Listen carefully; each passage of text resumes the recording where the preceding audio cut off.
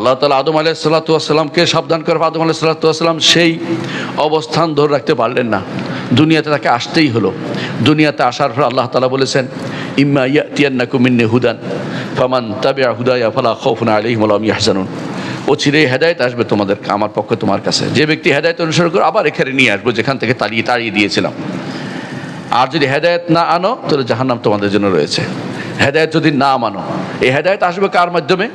নবী রাসূলদের মাধ্যমে। সুতরাং নবী রাসূলদের কথা যারা শুনবে, মানবে, তাদের জন্য আবার জান্নাতে যাওয়ার পথ রয়েছে। আর যারা কথা শুনবে না, মানবে না, জান্নাতে যাওয়ার পথ তাদের জন্য সুদূর পরাহত হবে।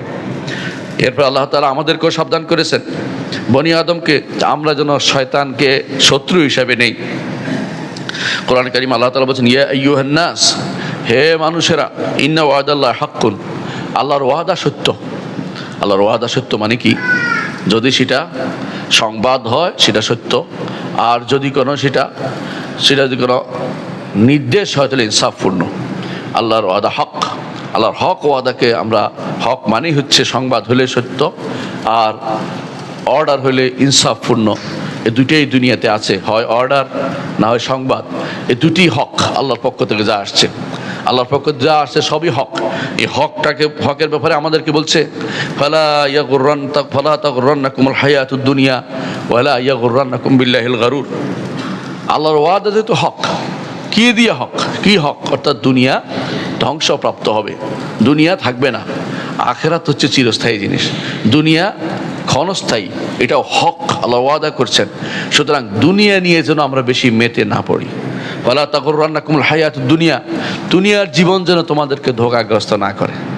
আরেকটা জিনিস আমাদেরকে ধোঁকাগ্রস্ত করবে, সেটা বলে দিয়েছেন, ওয়ালা ইয়াগুররান্নাকুম বিল্লাহিল গারুর। আল্লাহর ব্যাপারে গারুর, ধোঁকা দানকারী শয়তান যেন তোমাদেরকে ধোঁকা না দিতে পারে। গারুর অর্থ শয়তানকে আল্লাহ তাআলা উদ্দেশ্যে নিয়েছেন। অর্থাৎ শয়তান তোমাদেরকে ধোঁকা দিবে, দুনিয়াও তোমাদেরকে ধোঁকা দিবে, এইটা কোনোটাই তোমার জন্য উপকারী নয়, উভয়টাই তোমার জন্য ক্ষতিকর। সুতরাং এরা যেন তোমাকে ক্ষতি না করতে পারে, এই ব্যাপারে তুমি সাবধান থাকো।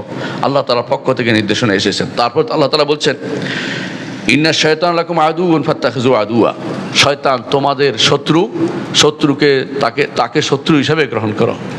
দুনিয়ার মানুষ সবাই বুঝে শত্রুকে কেউ বন্ধু হিসাবে নেয় না, কিন্তু শয়তানের নির্দেশনাকে, শয়তানের ওয়াসওয়াসাকে আমরা স্বাভাবিকভাবে বন্ধুর মতো হিসাবে নিয়ে নিচ্ছি। এটা এই জন্য যে আমরা তাকে দেখতে পাই না, তার ওয়াসওয়াসা বুঝতে পারি না। এমন সময় এমনকি মানব শয়তানও আছে, তার কথাও আমরা শুনি, কারণ সে এত সুন্দর করে আসে, জুখরুফাল কাউলে গুরুরা, সে এমন কথাকে এমন চাকচিক্যকর করে তোলে, আমরা সাধারণত তার দ্বারা ধোঁকাগ্রস্ত হয়ে পড়ি।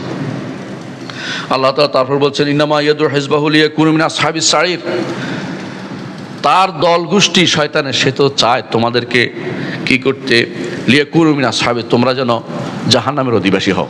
তো জাহান্নামের অধিবাসী হওয়ার উদ্দেশ্যটা শয়তানের পক্ষ থেকেই, এবং শয়তানের যে চেলা চামুন্ডারা আছে তারাই শুধুমাত্র চায় আমরা যেন জাহান্নামের দিকে যাই।